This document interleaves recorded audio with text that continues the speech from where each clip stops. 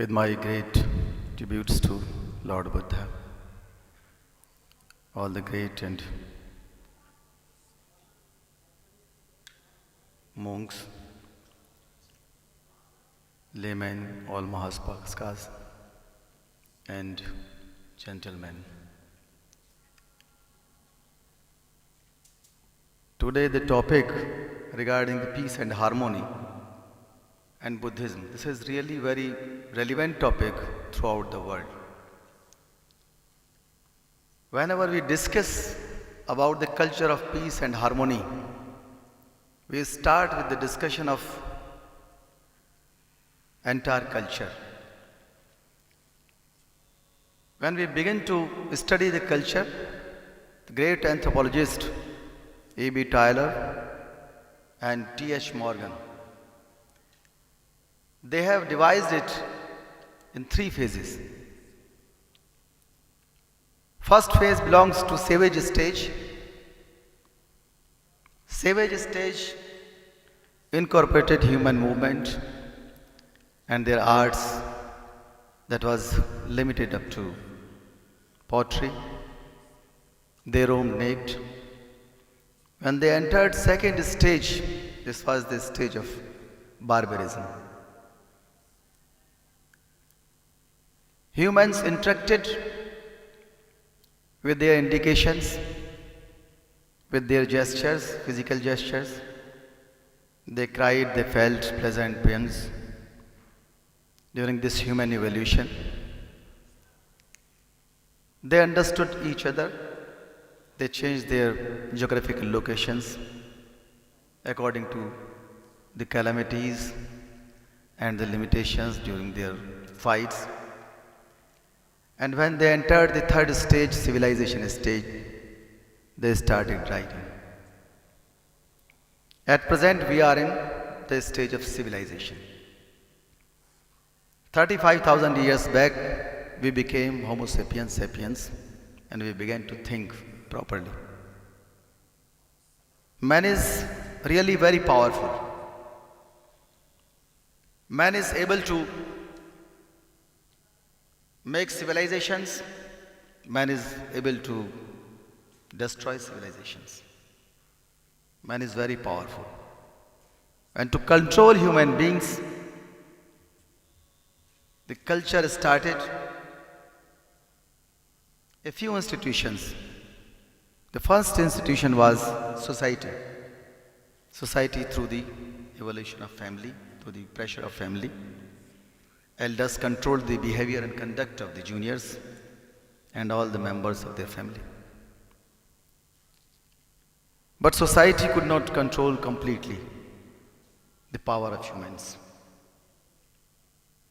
The second institution evolved, that was a state. Due to physical power, due to their gathering, some people started evolving a state through local mafias, through local muscle power. And it rose up to the evolution of a state. Nation states also developed. Thereafter, imperialism started. So this second institution, the state became very powerful. It made laws according to laws and rules and regulations. The state tried to control humans. The state started its own police, own military, magistrates, executive magistrates, judiciary, and so many things developed.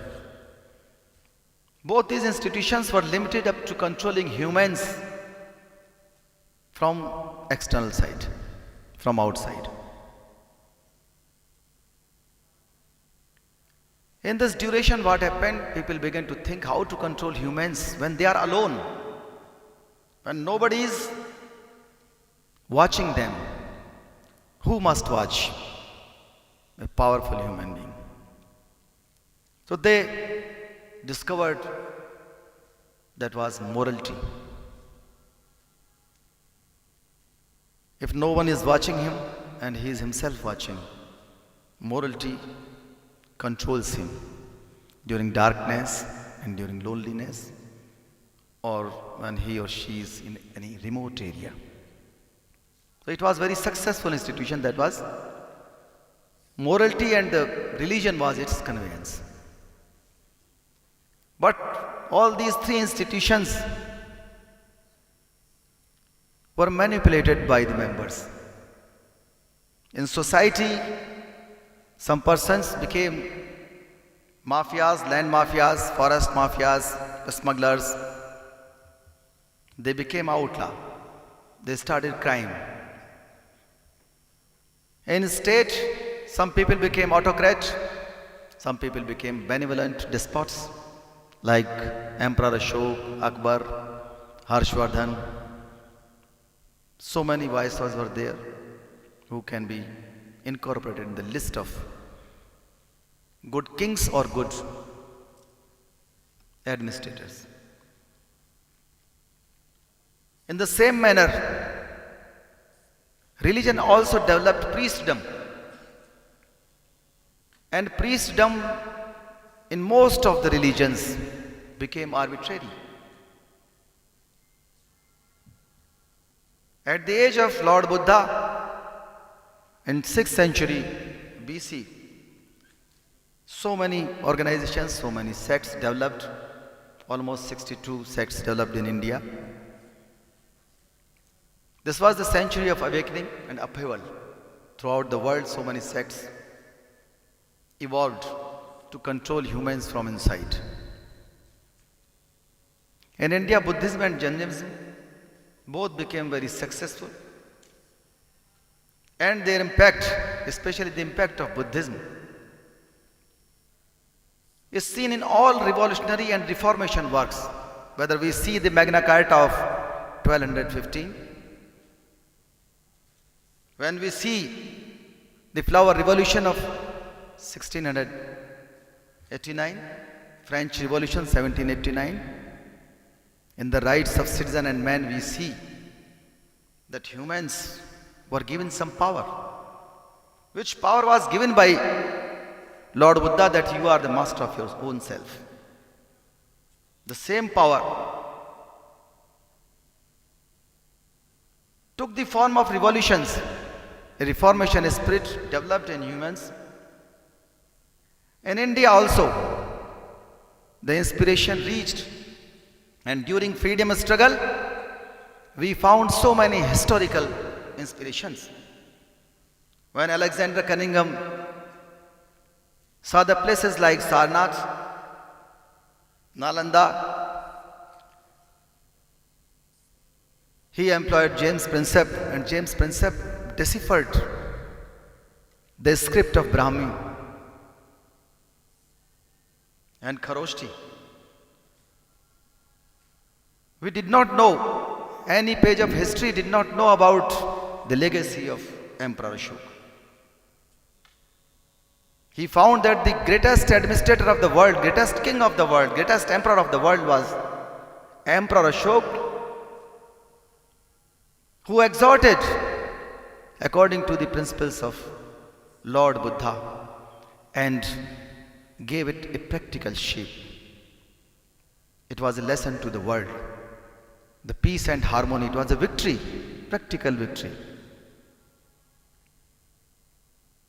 He embraced Buddhism and proved that Buddhism is the best way of life, not only for administration, but for the evolution of culture to serve the parents. So this struggle of peace, harmony, and the outlaw, crime, terrorism, that is prevalent even today.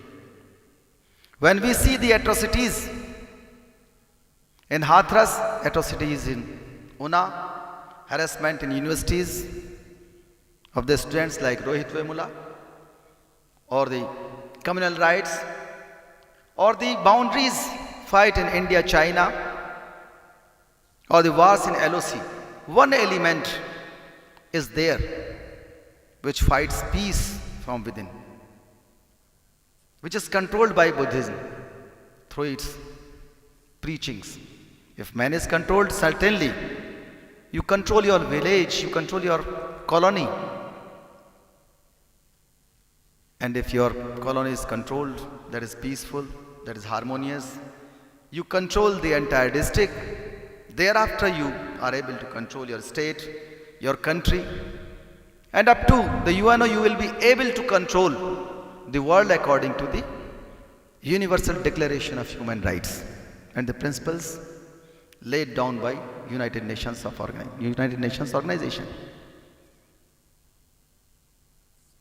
So many organizations and wings of UNO are there which are concerned with the problems which threaten peace and harmony. But the preachings of Lord Buddha are unavoidable. And all the decisions, they are common in UNO or in any peace treaty throughout the world. Because Lord Buddha told about Brahma Viharas, you have to develop in your personality equanimity, sympathetic joy, compassion. If you are compassionate, certainly you will have some wisdom. You must have equanimity regarding your decisions, regarding your life. You must have met loving kindness.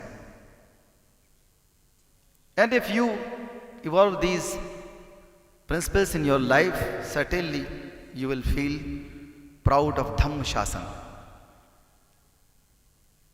In the evolution of law, it is called constitutionalism. Throughout the world, it is respected, which is advocated by democracy. Lord Buddha inspired Dr. B.R. Ambedkar, and Dr. Ambedkar said during the making of the Constitution of India that without social and economic democracy, political democracy is of no vain. That is in vain. Really. He was right. We need constitutionalism. We need Dhamma Shasan. That is rule of law. Democracy may be maintained during monarchy also, in autocracy also, in empires and in other countries which are republic. And they are very strong enough also. They cannot be destroyed. When Ajatashatru sent his minister Vasakar to Lord Buddha to find the ways and means to win over the Vajis, Lord Buddha told so many things which are very important. He exhorted that as long as the Vajis respect their elders, as long as they respect their women, as long as they respect the places of worship, not only within the territory, but without the territory. We may be inspired that throughout the world we have to practice secularism. Respect of elders, women, saints, worship places, and unity of action is there. Certainly the care of minorities is incorporated in his exhortation. We cannot avoid. You can say that democracy is the rule of majority, but any majority according to Buddha's exhortation, his preachings, cannot avoid minority anywhere. It cannot afford destroying secularism in any country, whether it is India, Pakistan or anywhere. They are weaker countries because they have to accept democracy. Otherwise, even the emperors and dictators like Napoleon, they respected public opinion. They respected secularism. Because on the basis of your army, you can win over the people. But if you want to maintain your rule, your empire peacefully, and you want to interact throughout the world peacefully, you will have to respect democracy. This was the message to Vasakar. But today this message must be heard by all the countries to maintain peace and harmony. If peace and harmony is maintained inside the countries, certainly those democracies respect international affairs. India, China affairs are based on Panchsheel, appeasement policy, and mutual respect. They were good elements inspired by Lord Buddha's philosophy. But the people who are ruling or who are being ruled, they have to give up their ethnocentrism. Ethnocentrism is a term that is to some extent complicated. Ethnocentrism means that whenever some people begin to think that they are the best and the others are worse than theirs,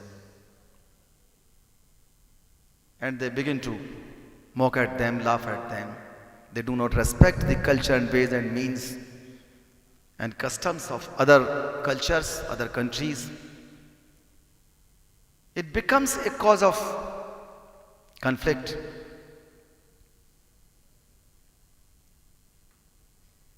It generates arrogance. So this kind of ethnocentrism must be given up by all humans, all countries. It generates inside a fearfulness. Fear has no place in Buddhism. Buddhism inspires us. We must be fearless. If our family members are afraid of us, if our subject is afraid of us, if our disciples in schools, they are afraid of us, they cannot be ruled, they cannot be taught, they cannot be convinced, because fear is destructive, not only to the persons,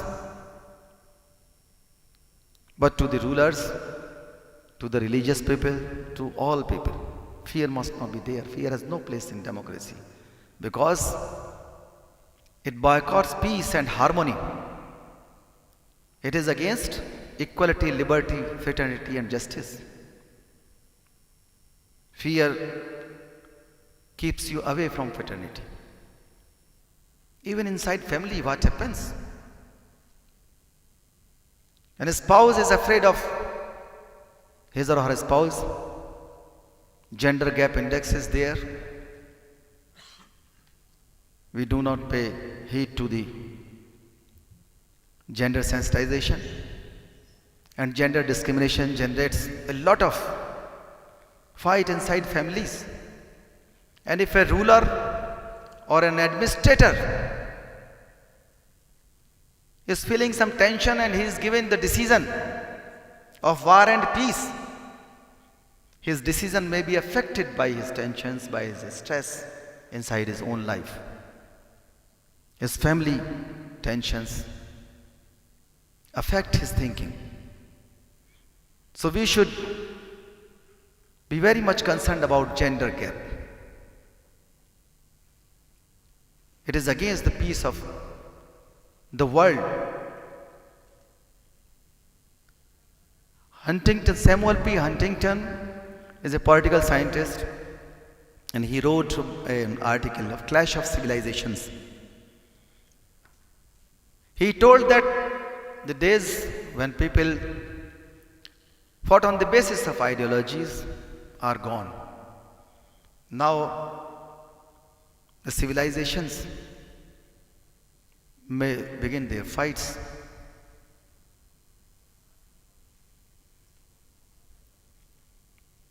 So this clash of civilizations may be stopped through Buddhist teachings and preachings. Where our indexes of happiness, freedom and democracy are going. Some fall is there in happiness index. Out of 149 countries, our place is 139 in freedom index. Freedom House report was noticed throughout the world, and we are declining. Downfall is there in democracy index also, in expression also.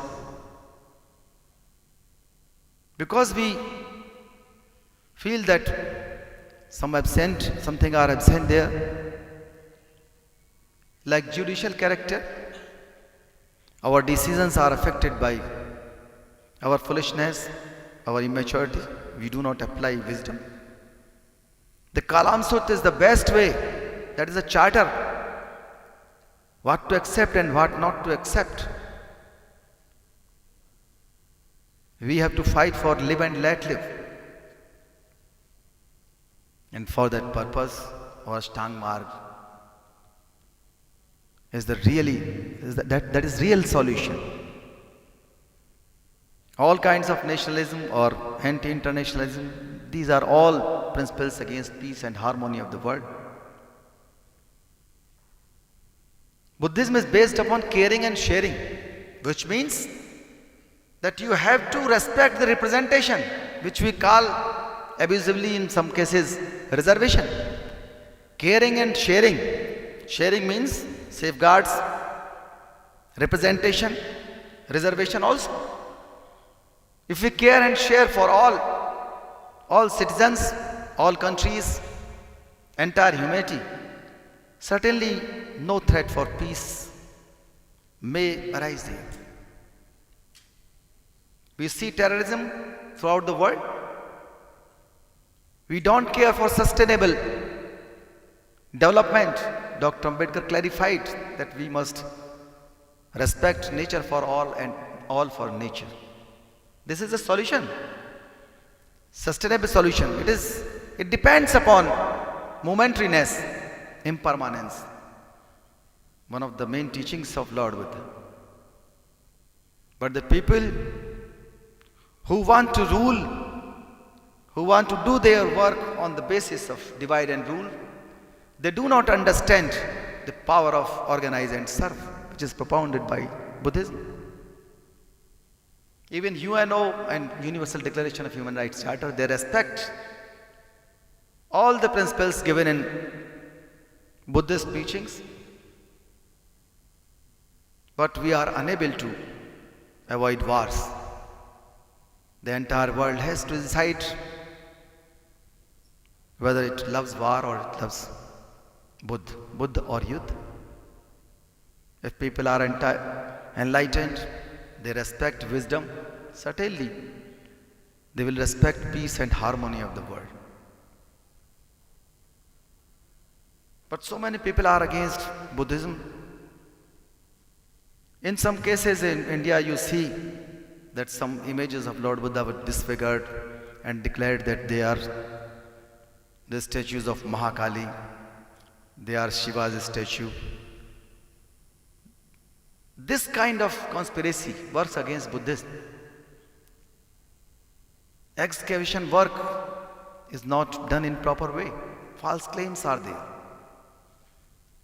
The definition of history is being changed. The definition of democracy is being changed. So the entire Buddhism has to cope up with this challenge through the wisdom of Buddhism, through the research skill of Buddhist scholars. They must write, they must notice, they must research and give the people. If James Princip can give you Emperor Ashok's legacy, all the Buddhist monks, all the research scholars who belong to Buddhism, they can do something better, something more beautiful, something more peaceful, to evolve the peaceful culture throughout the world. Certainly I am very thankful to Dr. Praful. This Buddhism is a very large topic. So I want to conclude with this Gagar Mein Sagar, that Buddhism cannot be told in 1 or 2 hours. So certainly your gesture, your topic may be summarized that we need Buddha, not the Yuddha, throughout the world to maintain peace and harmony. Bhavat Sabba Mangalam. Thank you very much. Now Buddha Jai Hind.